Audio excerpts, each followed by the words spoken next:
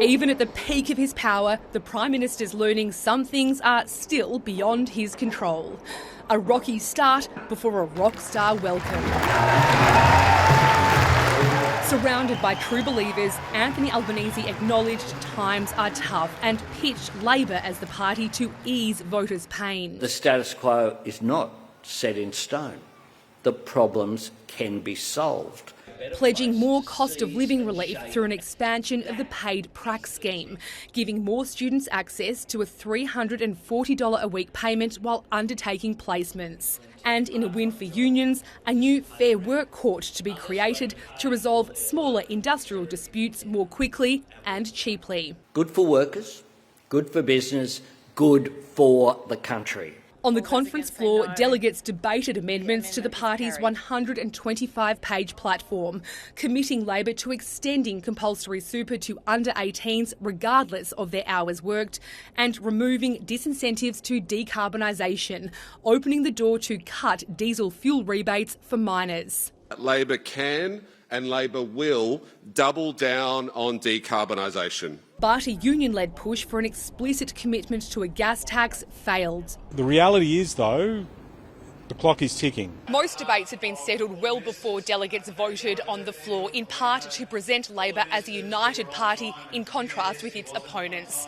One Nation is looming large over this gathering, with warnings against complacency as the Conservative side of politics splinters. If you can't govern your dog, you can't govern the country.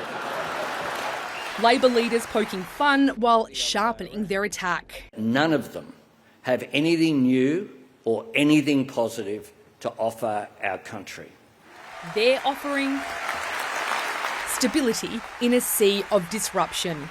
Jane Norman, ABC News, Adelaide. There's certainly a positive vibe here because after 2 election wins and sitting on a 94-seat majority in the parliament, Labor has good reason to be positive about where they're at. However, they're aware of the changing political landscape, and from the Prime Minister down, it has been clear in the speeches and the contributions at the conference here on day one that One Nation's now being treated by Labor as a more serious threat than the coalition. The view is that while One Nation may slip in the polls, they're not going to fall back to where they once were. It's a more permanent realignment in the political landscape we're looking at. And there's broad agreement across Labor that the best antidote to this rising populism is squarely addressing the needs of frustrated workers. And that was the aim of the Prime Minister's announcements he made in his speech today. One involving more government spending to deal with cost of living pressures for allied health workers in their prac placements.